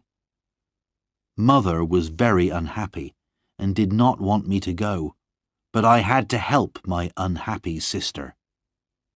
And although I knew it would be dangerous, I was quite glad of the chance of adventure. Perhaps, who knows, I would learn some news of Lorna on my travels. So I promised to fetch Annie's husband home. And early the next morning, I rode away on our fastest horse. I went from town to town, asking for news of the fighting, but it was 4 days before I finally found the 2 armies at Bridgewater. There had been a great battle the night before, which the rebels had lost, and many of them now lay dead or dying on the battlefield. I shall never forget that terrible sight. I thought Tom must be dead, and I walked all over the battlefield, looking for his body. Several times I stopped in my search to give some poor dying man a last drink from my water bottle. After a time, I found myself near an old farm building, and I suddenly saw that the riderless horse standing in the doorway was without doubt Tom Faggus's horse. I hurried into the building and found Tom lying on the ground, badly wounded. He could still speak, but only in a whisper because of the pain. "Put me on my horse, John," he said, "and she'll take me home. No one can catch her. She's the fastest horse alive. It's my best chance of escaping." He was right. The king's soldiers were still riding around the battlefield, looking for rebels to kill. So I tied up Tom's wound as best I could, put him on his horse, and turned the horse's head for home. "Thank you, John. I am safe now," he whispered. He lay along his horse's neck to close the wound in his side. "But look out for yourself, John Ridd." I watched Tom's horse disappear into the distance, and only a minute later I turned and saw soldiers coming towards me. "Stop!" they said. "In the name of the king." "I'm not a rebel," I said. "I am on the king's side, and—" But they would not listen to me. "You are an enemy of the king," they said, "and the punishment is death." I tried to argue with them, and as they laid their hands on me, I knocked one soldier to the ground. This made them even angrier, and the captain ordered his men to tie me to a tree and shoot me at once. There was nothing I could do against 20 men, so I closed my eyes and tried to think about Lorna and my mother. The captain gave the order to fire, but at the same moment I heard a horse coming towards us and another voice shouting, "Stop!" It was Jeremy Stickles. He rode his horse between me and the guns and started to argue with the captain. His voice was the sweetest sound I had heard for a long time. The argument was soon over. I heard Jeremy mention Judge Jeffreys once or twice, and before long he had persuaded the captain not to shoot me. "This man, John Ridd, is my prisoner," said Jeremy, "and I shall take him to London for trial there." As we rode away together, I thanked Jeremy with all my heart for saving my life. "You're not safe yet, John," he said. "I know you're not an enemy of the king, but many people will not believe you. If you want to stay a free man and keep your farm and land, there's only one thing you can do. You must come to London with me and tell your story to Judge Jeffreys."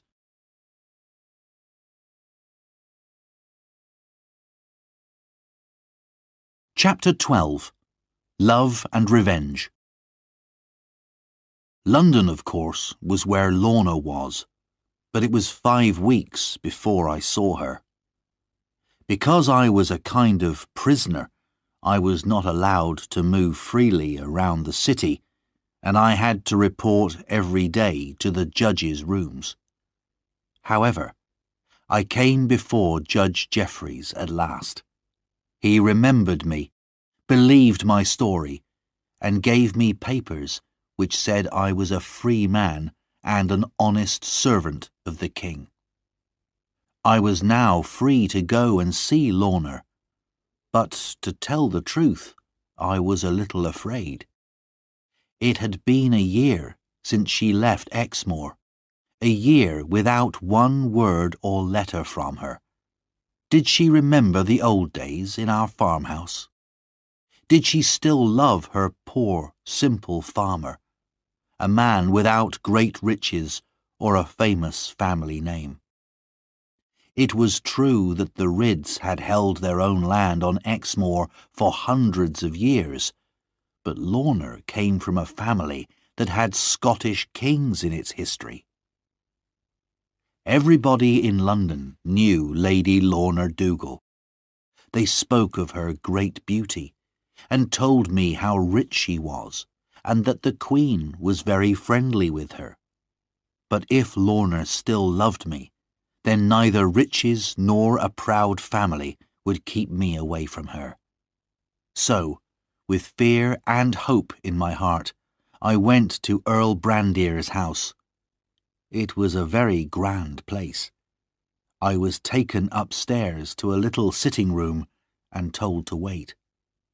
Then, suddenly, the door opened, and Lorna was standing before me in a simple white dress, with her long black hair falling down her back. She was more beautiful than ever. She came towards me, holding out her hand. Gently, I took her hand in mine, then bent and kissed it. "Is that all?" she whispered. I saw the shine of tears in her eyes, and in another second she was crying in my arms. "Darling Lorna," I cried, holding her close to me, "I love you dearly, but surely you don't care for me now." "Yes, I do, John. Yes, I do. Oh, why have you behaved so unkindly?" "I am behaving," I replied, "as well as I can. No other man in the world could hold you like this without kissing you." "Then why don't you do it, John?" asked Lorna, looking up at me with a laugh in her bright eyes. After that, of course, there was no more talking for about 5 minutes. Then my darling pulled away from me and began to question me.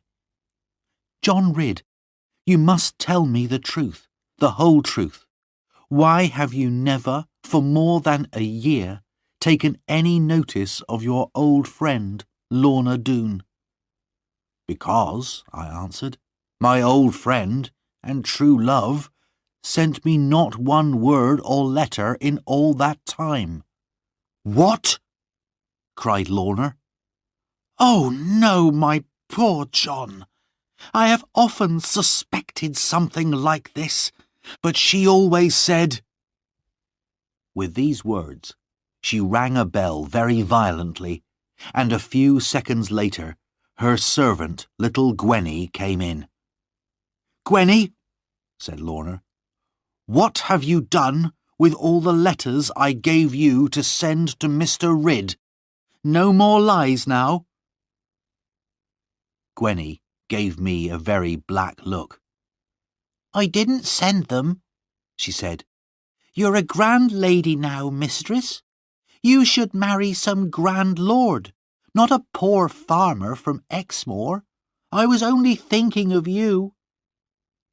"Gwenny, you may go," said Lorna, her voice full of quiet anger. "I don't want to see you or speak to you for at least 3 days. At this, Gwenny ran out of the room, crying noisily, and Lorna turned to me. "Oh, John, try not to be too angry with her. She loves me very much, and I'm afraid that if you take me, you'll still have to take Gwenny too." "I'll take 50 Gwennys," I said, "if you want me to." After this, we spoke of ourselves. I tried to tell Lorna that, when she was free to decide her own future, she must think very carefully. The world would say she was mad if she chose to become a farmer's wife. Of course, at Plover's Barrows Farm, she would have a comfortable home, plenty of good food, and all the love and care I could give her. But it was not the same as being a grand lady who owned half of Scotland and who could marry any lord she wanted. Lorna could not wait for me to finish. "I decided long ago, dear John," she said, very seriously, "that you must be my husband. I think it was the day you climbed up the waterfall with your shoes off and a bag of fish for your mother. So, after all these years of loving, shall little things like money and a family name separate us? They mean nothing. I have not been here a year, John, without learning something. Oh, how I hate it. Only my uncle and Gwenny really care for me. All the rest are only interested in my land and money. Oh, John, you must never leave me. It would break my heart." Of course, I gave in at once and said, "Darling, you must do exactly what you please." For that, she gave me the sweetest of kisses, and as I left, I went grandly down the great stairs of Earl Brandir's house, thinking of nothing else except that. For the rest of my time in London, I went to see Lorna every day, forgetting all about my poor mother and the work that needed doing on the farm. Then one day I received a letter from Lizzie, and I realized that I must get home as quickly as possible. My darling Lorna cried and held me close, but she understood why I had to go. Lizzie's news was this. Jeremy Stickles and his soldiers had finally made their attack on Doone Valley, but it had failed, and Jeremy had been injured, This was the worst possible thing for Exmoor. Now the Doones would make more trouble than ever before, and of course they would attack our farm. When I got home, I learnt that the Doones were robbing everyone around them, and the whole of Exmoor was living in fear of them. Then, a few weeks later, something even more terrible happened. The Doones came one evening to the farmhouse of Kit Badcock, a neighbour of ours, while he was out working in his fields. They broke down the door and stole his young wife, Marjorie. 2 of them carried her, screaming and fighting, to their horses, and then rode away. Meanwhile, the other Doones were searching the house for food and drink to steal, and one of them found the Badcock's little son crying in the kitchen. He picked the baby up, threw him into the air, and let him fall onto the hard stone floor. The child's neck was broken, and he died at once. It made me sick just to think of the cruelty of this man, and when people heard this terrible story, they were very angry. They said it was time for the people of Exmoor to take their own revenge. Men from all the farms and villages of Exmoor came to see me. "We cannot expect any more help from the king against the Doones," they told me. "Because Jeremy Stickle's attack failed, the king has refused to send any more soldiers. But we've had enough of the Doones. We want to attack them ourselves, and we want you to lead us, John." I said I was no leader, but they would not listen to this. "Try to lead us," they said, "and we will try to follow." In the end, I agreed to do as they asked. I thought we had a chance against the Doones, if enough of us decided to fight. There were fewer of them now. Some had been killed in the rebel fighting, and some during Jeremy's attack. We arranged to meet again and make a plan. Tom Faggus, now quite well, rode over to join us, and he soon had a very clever idea. "We're not soldiers," he said, "and we'll never defeat the Doones if we try to fight all of them in their valley. So we must lay a trap. You know the caves on Exmoor where gold was once found? Well, we'll tell a story around Exmoor that men have been digging secretly and have found a new cave with rocks full of gold. We'll say that the gold will be taken away on a certain night at a certain time.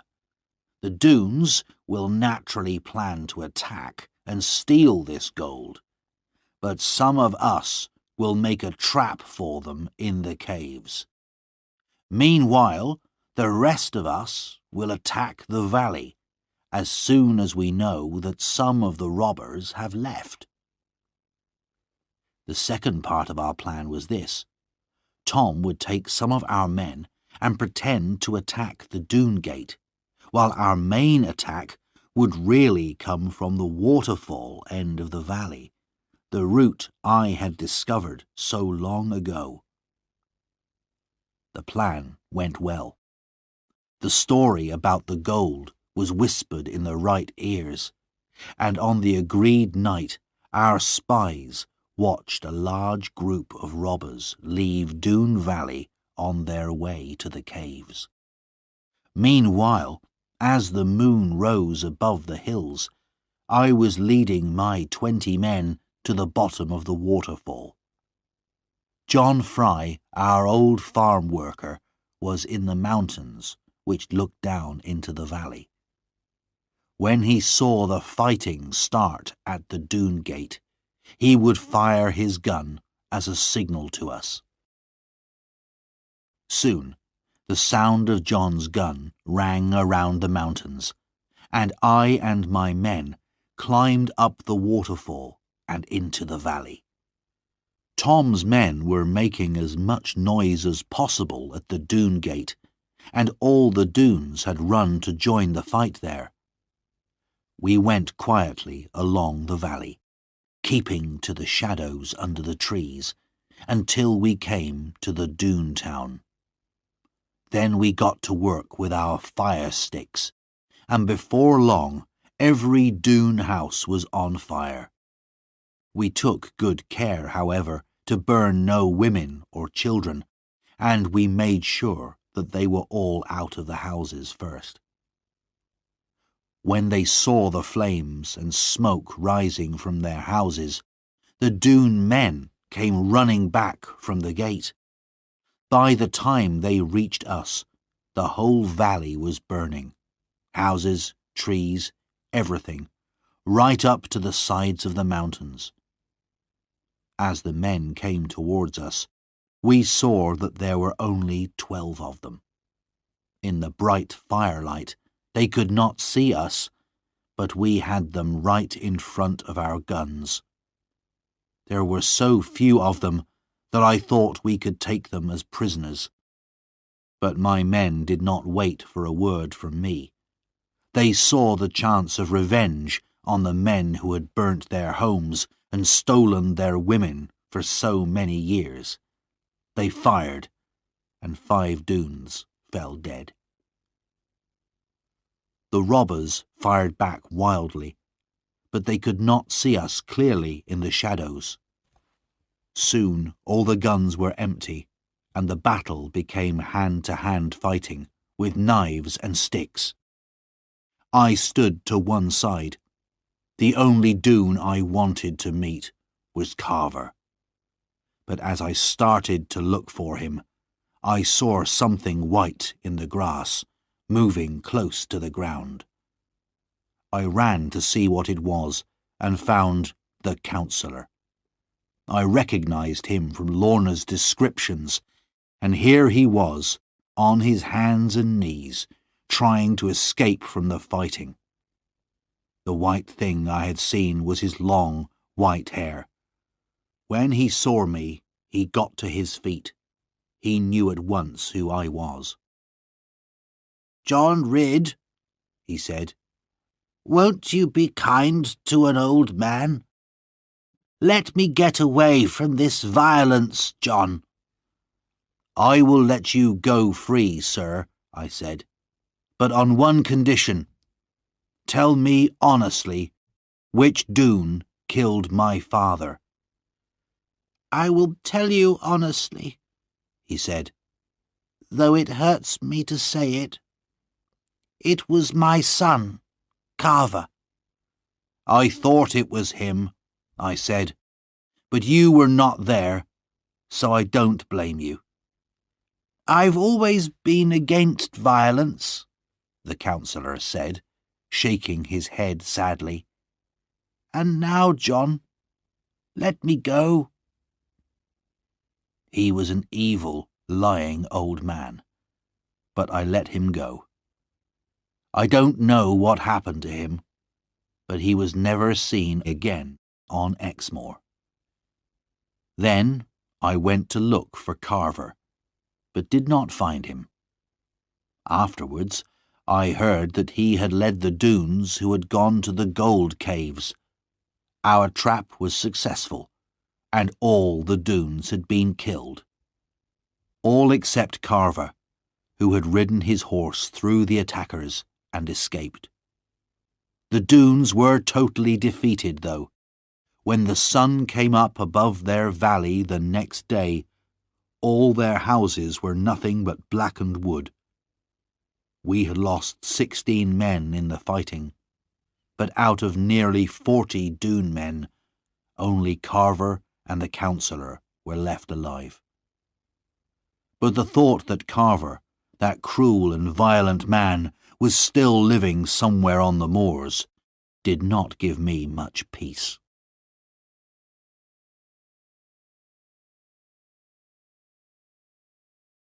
Chapter 13. The Last Battle. The next thing that happened was the return of Lorna, my own darling. She stepped out of her coach and ran into the house, as happy as a bird to get home again. All the house was full of brightness and sunshine as she ran here and there, laughing and talking. Oh, how she loved this old chair, and she must see the kitchen fire, and where was her old friend the cat? As for me, I threw my best hat over the hayricks and shouted for happiness. Lorna was now free to make her own decisions, she told us. Earl Brandir had died. She had grown to love this fine old gentleman, and was very sad at his death. But now she could do what she wanted. Even marry that good servant of the king, John Ridd. At last, the waiting and the worrying was over, and happiness was ours. But in her softest moments, when she was alone with me, Lorna could not quite hide the fear that still lay deep in her heart. I felt it too, a fear that something evil, something terrible could still happen. There was great excitement all over Exmoor when people heard of our wedding. Everyone had heard of the defeat of the Doones, and the strength of John Ridd, and the beauty of Lorna. People came from more than 30 miles around. Mother, Annie and Lizzie arranged everything, with the help of Uncle Ben's granddaughter, Ruth, who had also come for the wedding. When the day came, and Lorna stepped up to my side in Orr Church and took my hand, I was afraid to look at her. She was so beautiful, so fresh and lovely in her simple white dress. But when we had each said, "I will," and my ring was on her finger, we turned to each other. Her laughing eyes were serious now, and full of so much love that my heart nearly stopped beating. Darling eyes, the loveliest, the most loving eyes. Then the sound of a shot rang through the church, and those eyes were clouded with death. Lorna fell at my feet, and her bright red blood ran over the wooden floor. I lifted her up, whispering soft words of love, but as she leant her head on my chest, her eyes closed, and she breathed her last goodbye to life. Then I laid my wife in my mother's arms and went out for my revenge. Of course, I knew who had done it. There was only one man in the world who could do a thing like this. I jumped on my horse and rode away fast. I don't remember who showed me the way. I only know that I took it, and the men fell back before me. Soon the shouts of some men told me that I was getting close, and there, ahead of me, rode a man on a great black horse, and I knew that the man was Carver Doone. His life or mine, I said to myself. Whatever God decides, but the two of us cannot live in this world one more hour together. I had no weapons, and I knew he had a gun, but I also knew, as surely as night follows day, that I would kill this man. He rode up onto the moors, and I followed. His horse was fast, but he did not know this part of Exmoor. He rode straight into a little valley from which I knew there was no escape, because at the end of it there was only a black, bottomless bog. As I rode after him, I reached up to a tree that was growing in the rocks above me and broke off a great branch. Then Carver turned a corner and saw what he was riding towards. He pulled back from the bog in fear, and, turning his horse, he fired and rode straight at me.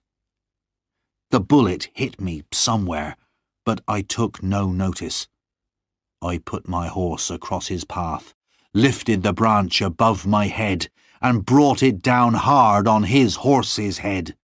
Both horse and man crashed to the ground. Before Carver could move, I jumped down. He got up with a black look on his face and started to speak. For an answer, I hit him on the side of the face. I would not dirty my mouth by speaking to this man now. Then he ran at me and put his hands around my neck. I had never met strength like this, and felt my neck would break. But I took hold of his arm and almost pulled it from his shoulder. Then I took him by the neck, as he had done to me. His eyes burned with anger, and he threw himself against me. But God gave me great strength that day. In 2 minutes, he was lying on the ground, half dead. "I will not hurt you any more," I said when I could breathe again. "Carver Doone, you are beaten. Go on your way. Thank God you are alive, and never come near me again." But it was too late. The black bog had him by the feet.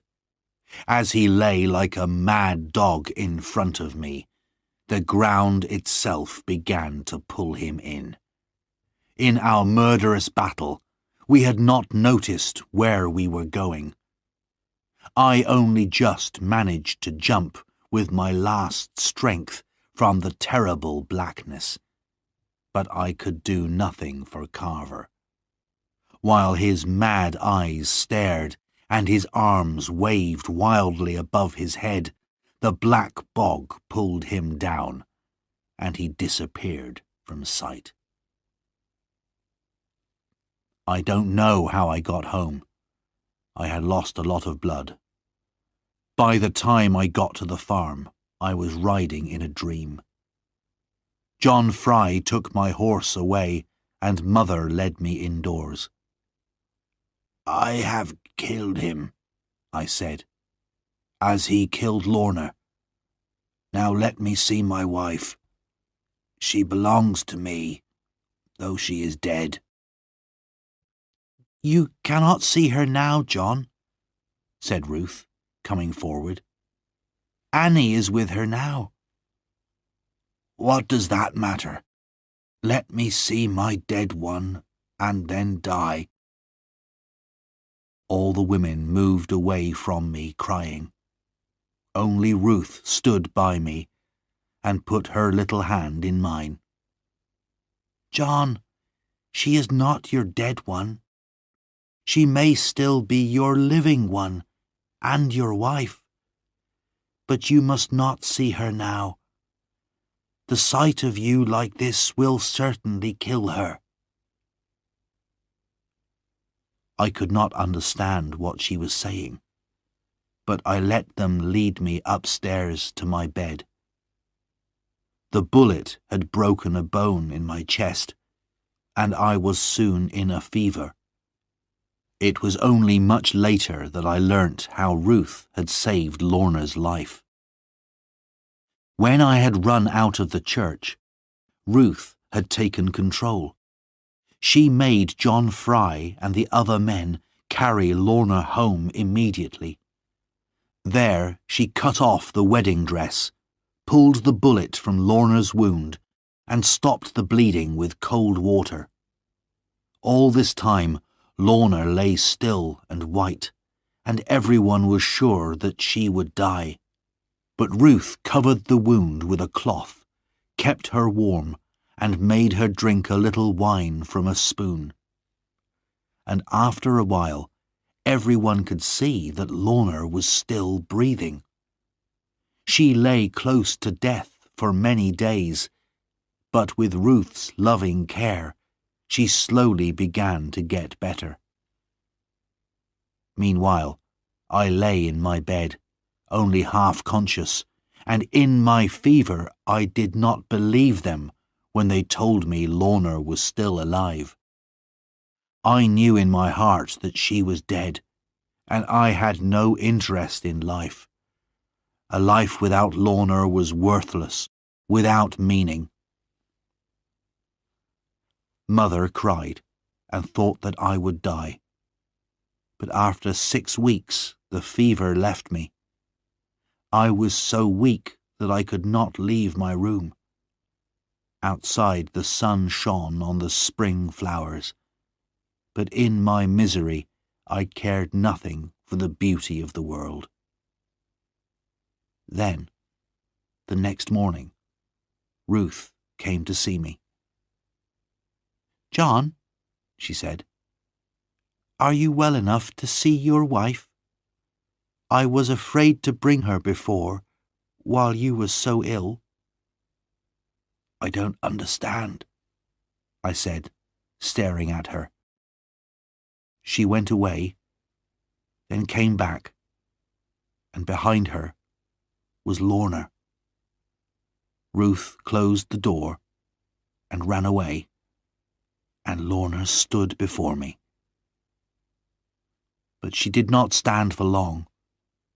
She ran to me and managed to get into my arms, although they were too weak to hold her. She put her warm young face against mine and would not look at me, preferring kissing to looking. I felt my life come back to me. I felt the happiness of living and of loving. I felt the sweetness and the sadness of my Lorna's tears, and the softness of her loving lips. And the world, suddenly, was a good place again. I have not much more to tell. Over the days that followed, Lorna sat beside me, and we watched each other getting better. We have never tired of watching each other since. Now we live peacefully on the farm. Though Lorna still has great riches, we never use the money except for some poor neighbour. I sometimes buy her beautiful clothes, but she soon gives them away or keeps them for the children. Tom and Annie are happy. Except for a few small adventures, Tom remains on the right side of the law, and they have honest children. Lizzie married the captain of Jeremy Stickle's soldiers, who had stayed with us when we fought the Doones. Ruth is not married yet, but there is a man who loves her as much as I love Lorna, and I'm sure he will win her soon. But of Lorna herself, my darling wife, I won't say much. A man should not talk too much about the best thing in his life. Year by year, her beauty and her loving kindness grow greater, and after all this time, and all that has happened to us, she is still my Lorna Doone.